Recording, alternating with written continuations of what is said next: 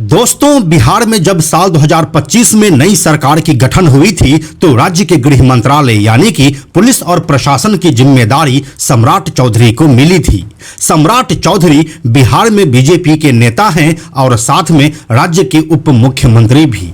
जब सम्राट चौधरी गृह मंत्री बने तो वह एक ऐलान किए कि अपराधी या तो अपराध छोड़ दे या फिर बिहार। लेकिन उनकी सत्ता आने के बाद से बिहार में क्राइम रेट कम होने की बजाय बढ़ता हुआ ही दिखाई दे रहा है। यहाँ पर अपराधियों के मन में खौफ जैसी कोई चीज नहीं दिखाई दे रही है और इसी का एक जीता जागता उदाहरण है पूर्णिया का सूरज बिहारी हत्याकांड। सूरज बिहारी ना तो कोई गैंगस्टर था और ना ही किसी गैंग से उसका कोई वास्ता था। वो एक बिजनेसमैन थे और उनकी गिनती बिहार के सबसे संपन्न जिलों में से एक पूर्णिया के सबसे सफल कारोबारी में होती थी। सूरज बिहारी खुद के पास एक लाइसेंसी पिस्टल रखते थे और उनके साथ 2 राइफलधारी बॉडीगार्ड्स भी होते थे। लेकिन 27 जनवरी 2026 की सुबह उन्हें अपराधियों द्वारा ऐसी गोली मारी गई जैसे वो कोई राह चलता एक शख्स हो।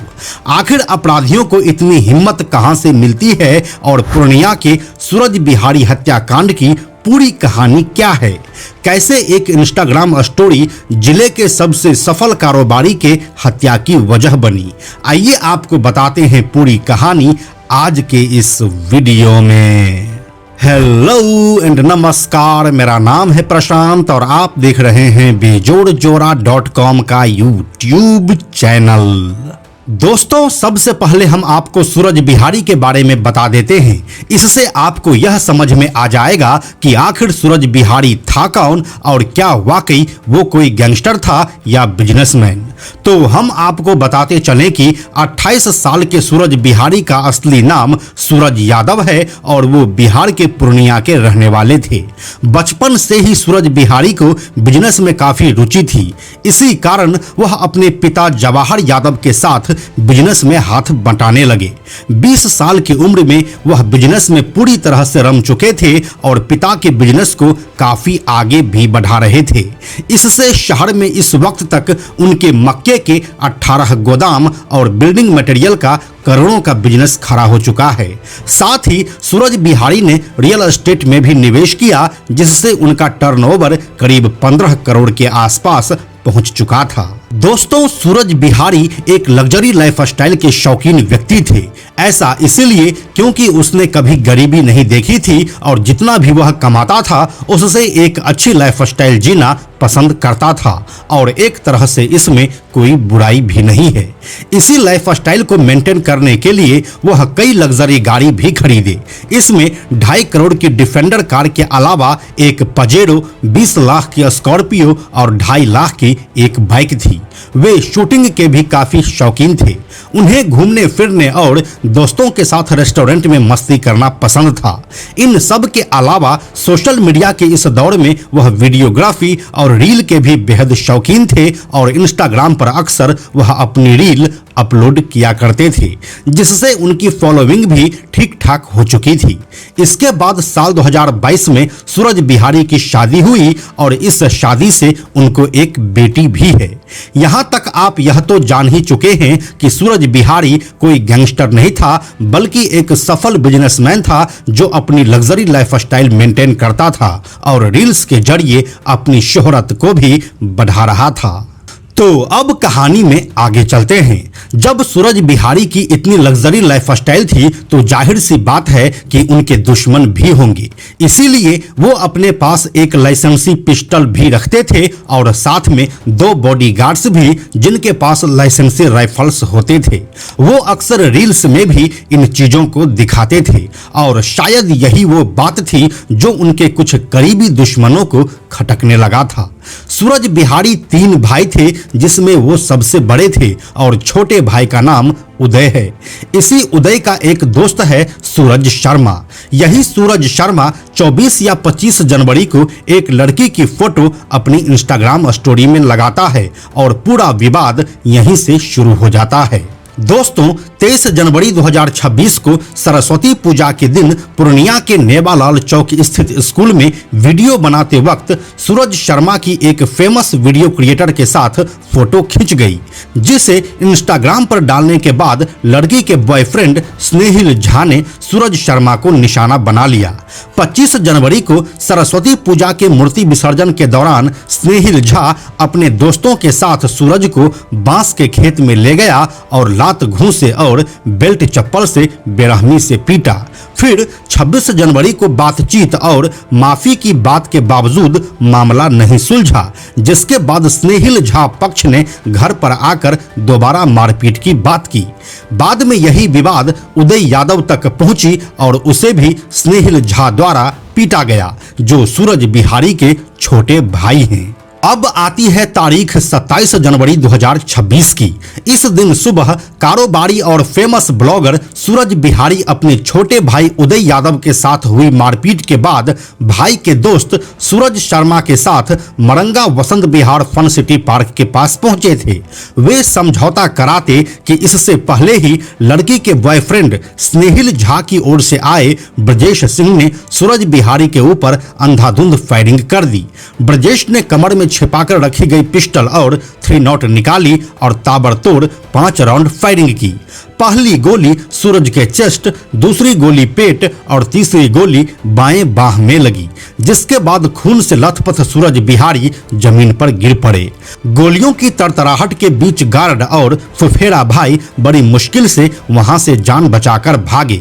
इस वारदात को अंजाम देने के लिए ब्रजेश अपने भाई नंदू सिंह और स्मैक से जुड़े गिरोह के 20 से 25 गुर्गों के साथ पूरी प्लानिंग करके पहुंचा था। जैसे ही अपराधी वहां से भागे और गोलियां चलनी बंद हुई, वैसे ही सूरज बिहारी को लेकर उनके बॉडीगार्ड्स अस्पताल पहुंचे, लेकिन चेस्ट में गोली लगने के बाद सूरज बिहारी का सरवाइव करना मुश्किल था और अस्पताल में ही उसे मृत घोषित कर दिया गया। यह बस एक संयोग मात्र ही है कि जो शख्स अपने पास लाइसेंसी पिस्टल रखता था और साथ में 2 बंदूकधारी बॉडीगार्ड्स भी, जिनके ऊपर महीनों का लाखों खर्च आता था, उनकी मौत ऐसी हुई कि लोग भी आश्चर्य में पड़ गए। और इस तरह से एक युवा सफल कारोबारी और ब्लॉगर को पूर्णिया जैसे शहर में दिन दहाड़े मार दिया गया। इस घटना के बाद पूर्णिया एसपी स्वीटी सहरावत के नेतृत्व में 3 स्पेशल टीमें गठित की गई, जो अपराधियों के पीछे जाने वाली थी। आज दिनांक 27/1 को मरंगा थाना में सूचना मिली कि एक व्यक्ति की गोली लगने से जो है मृत्यु हुई है और उसको होप हॉस्पिटल जो है इलाज के लिए लेकर जाया गया था, जहां डॉक्टरों के द्वारा उसको मृत घोषित किया गया। उसका पोस्टमार्टम जो है विधिवत जीएमसीएच में करवाया गया है और इसमें जो अभियुक्त हैं उनकी भी पहचान कर ली गई है। इसमें स्पेशल टीम जो है छापेमारी कर रही है। दोनों के बीच में अभी तक जो जांच के क्रम में सामने आया है कि एक लड़की के फोटो को सोशल मीडिया पे शेयर करने के विवाद को लेकर ये घटना कारित की गई है, जिसमें इस बिंदु पर भी जो है जांच की जा रही है और जो संभवतः और भी जो विवाद के कारण है उस पर भी हम लोग जांच कर रहे हैं और अभियुक्तों की छापेमारी के लिए जो है टीम लगातार प्रयास कर रही है। इसके बाद पुलिस को कामयाबी भी मिली और इस मामले में 7 नामजद और 3 अज्ञात आरोपियों के खिलाफ एफआईआर दर्ज की गई। नामजद आरोपियों में ब्रजेश सिंह, उसका भाई राज सिंह उर्फ नंदू सिंह, स्नेहिल झा उर्फ स्नेहिल ठाकुर, आदित्य ठाकुर, अमन सिंह, रजनीश सिंह और यशु सिंह उर्फ अंशु सिंह शामिल है। जिसके बाद 3 फरवरी 2026 को कोर्ट से सभी फरार आरोपियों के खिलाफ कुर्की का आदेश लिया गया।